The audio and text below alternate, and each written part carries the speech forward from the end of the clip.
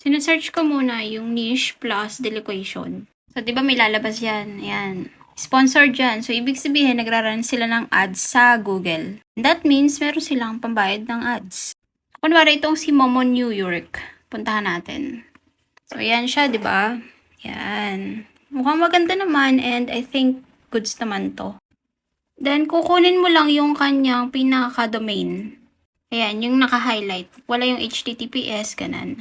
Then, sa isang tab, anuhin mo, lagay mo yung domain na kinapi mo plus owner. Para ma-search yung owner. So, yan, automatic. Pag meron silang LinkedIn, lalabas na siya dito sa kauna-unahan. May LinkedIn account, ibig sabihin, andun sila.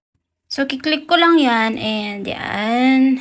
Then, wala siyang picture, so I don't know if it's legit. Pero madalas, yung nakukuha ko or nakikita ko is, meron silang mga pictures, katulad nito, mga ganyan.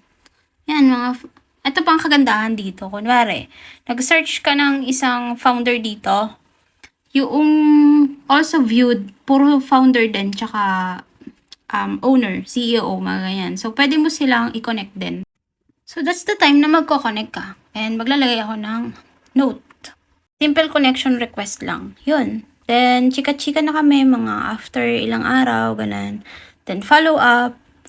And hopefully, i-accept niya yung request ko muna bago ako makapag, message, tsaka pitch. So, yun lang. Hope it helps.